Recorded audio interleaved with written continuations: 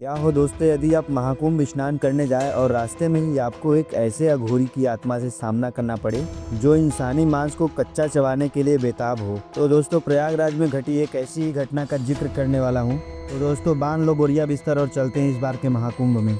हाल ही की बात है, 3 दोस्त बनारस से अपनी पर्सनल कार लेकर निकलते हैं, वो भी 2 बजे रात को, क्योंकि वाराणसी और प्रयागराज के बीच की दूरी मात्र 122 किलोमीटर ही है।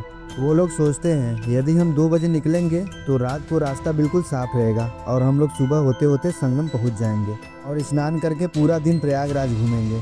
लेकिन उन्हें क्या पता उनके साथ क्या होने वाला है। उनके नाम कुछ इस तरह से थे, सजल, अमन और आर्यन। इसमें से सजल ड्राइवरिंग करने वाला था। तीनों दोस्त सजल के कार में बैठकर निकल लेते हैं। वे लोग रास्ते में ही प्लान बनाते हैं कि हमें कहाँ कहाँ जाना है। आर्यन कहता है कि सबसे पहले हम कुंभ स्नान करेंगे, उसके बाद प्रयागराज का मेला देखेंगे, उसके बाद सोचा जाएगा। NH2 यानी कि नेशनल हाईवे 2, जिसे शेरशाह सूरी ने बनवाया था, उसी रास्ते से तीनों जा रहे थे। रात का समय था, पूरी सड़क सन्नाटे में थी। प्रयागराज से पहले झूसी पड़ता है, जहाँ से एक रास्ता फूलपुर की ओर जाता है तथा दूसरा प्रयागराज। वहीं तिराहे पर एक अजीब सा अघोरी, बिना किसी वस्त्र के, बड़े बड़े बाल, अजीब सा दाढ़ी, पूरे शरीर पर भस्म पोती हुई, इतनी ठंड में और ऊपर से कोहरा। सजल अपनी कार को बिल्कुल फुल स्पीड में चला रहा था। उसने सोचा इतनी रात को सड़क पे कौन आएगा, पूरा रास्ता तो खाली ही होगा। तभी अचानक एक अघोरी बिना किसी वस्त्र के कार के सामने आ जाता है और सजल तेजी से ब्रेक लगाता है। कार इतनी स्पीड होने के बावजूद भी वहीं रुक जाती है। तीनों दोस्त जब उस अघोरी को देखते हैं तो देखकर उन सभी की रूह कांप जाती है। हालांकि दोस्तों अघोरी कौन होता है, अघोरी बनते कैसे हैं, वो क्या खाते हैं, किन गलती की वजह से वो भूत या पिशाच बनते हैं, ये सब जिन्हें नहीं पता वो थोड़ा ब्रीफ में समझ लें। सबसे पहले अघोरी कौन होते हैं। अघोरी हिंदू धर्म के तांत्रिक साधक होते हैं जो भगवान शिव के परम भक्त माने जाते हैं। वे इस संसार की सारी बाधाओं और सीमाओं को तोड़कर आत्मज्ञान की खोज में लग जाते हैं। अघोरी साधु के लिए कोई भी चीज अपवित्र नहीं होती, क्योंकि उनके अनुसार हर चीज में शिव का वास होता है। शमशान अघोरियों का सबसे पसंदीदा स्थान भी होता है। ऐसा इसलिए क्योंकि उनकी मान्यता है शमशान जीवन और मृत्यु के बीच की कड़ी है। यहाँ वे अपने भीतर के डर को खत्म करते हैं और जीवन के सत्य को समझते हैं। शमशान में तपस्या करने से वे मृत्यु के भय को जीत लेते हैं और मोक्ष की ओर बढ़ते हैं। वे शमशान में तंत्र मंत्र के माध्यम से शक्तियों को जागृत करते हैं और यह मानते हैं कि जब मनुष्य अहंकार और द्वैत से मुक्त हो जाता है तभी वो मोक्ष प्राप्त कर सकता है। अब हम समझ लेते हैं अघोरी बनते कैसे हैं। अघोरी बनना एक बहुत कठिन और गंभीर साधना का मार्ग है जो साधारण लोगों के लिए नहीं है। इसे अपनाने के लिए तप, त्याग और अघोरी पथ के नियमों का पालन करना पड़ता है। अघोरी पथ में प्रवेश करने के लिए एक अनुभवी अघोरी का होना आवश्यक है। गुरु आपको तंत्र साधना और अघोरी पथ की शिक्षा देते हैं। गुरु के बिना इस मार्ग पर चलना लगभग असंभव माना जाता है, क्योंकि यह अत्यधिक कठिन और खतरनाक हो सकता है। अघोरी बनने के लिए परिवार, संपत्ति और भौतिक सुखों का त्याग करना होता है।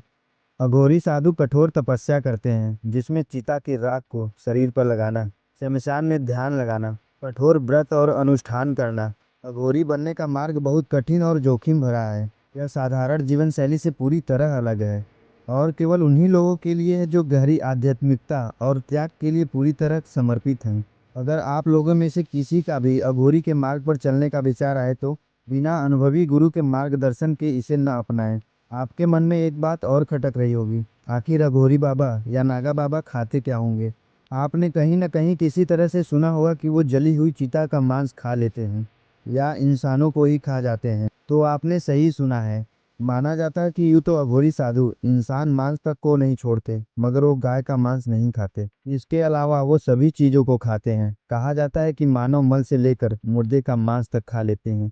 मुझे पता है ये सब बातें सुनकर आपका मन विचलित हो सकता है, पर यही सच्चाई है। एक बात और, अघोरी हट के पक्के होते हैं। कहते हैं अघोरी हट धर्मी होते हैं।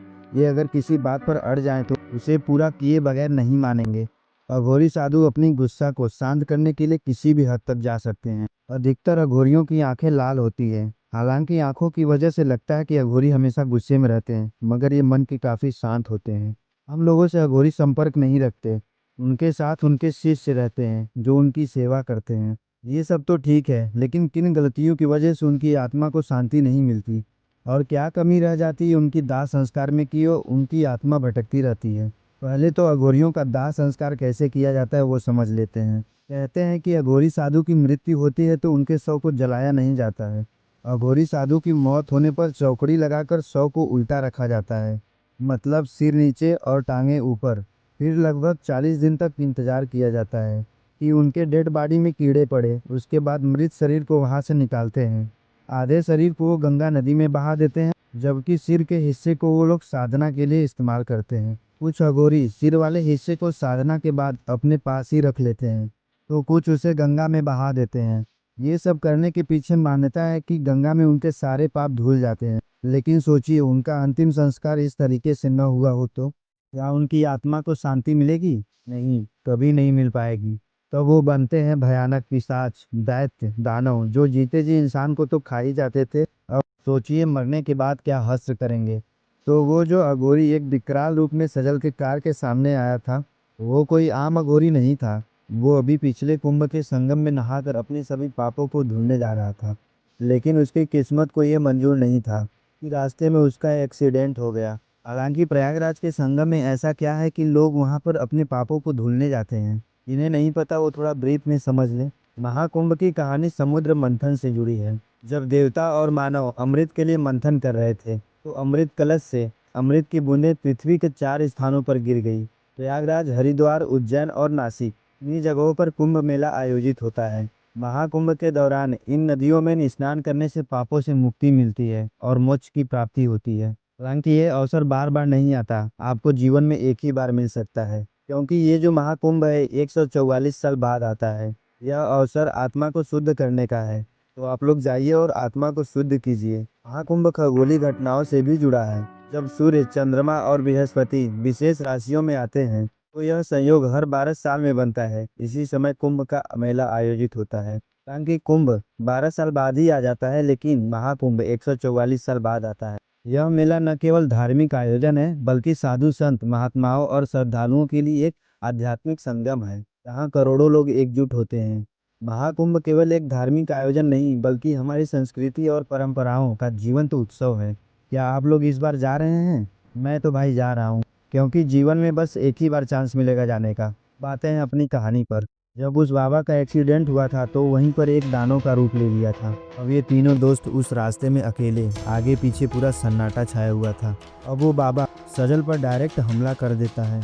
तभी अचानक पीछे बैठे अमन की आंखें खुलती हैं और वो जोर से चिल्ला उठता है, जिससे बगल में बैठे आर्यन भी डर जाता है। अमन सजल की ओर देखता है तो वो सही सलामत अपनी कार चला रहा था। अमन अपने दोनों दोस्तों को देखता है और कहता है, यार मेरे को बहुत बुरा सपना आया था, जिसमें एक अघोरी बाबा ने सजल पर हमला कर दिया था। देखते देखते अचानक गाड़ी के सामने सच में एक नागा बाबा आ जाते हैं और सजल अपनी गाड़ी रोकता है और नागा बाबा पूछते हैं, क्या तुम महाकुंभ नहाने जा रहे हो? तो साथ में हमें भी लेते चलो, इतनी रात को कोई सवारी नहीं मिल रही है। सजल अपनी कार का गेट खोलकर नागा बाबा को बैठा लेता है और तीनों दोस्त उस नागा बाबा का आशीर्वाद लेते हैं और सभी संगम पहुंचकर स्नान करके मेला घूमते हैं। तो दोस्तों, कैसी लगी एक कहानी के साथ इतनी सारी इन्फॉर्मेशन? कमेंट करके ज़रूर बताइएगा। और हाँ, वीडियो पसंद आया तो वीडियो को लाइक और चैनल को सब्सक्राइब ठोक दीजिए। धन्यवाद।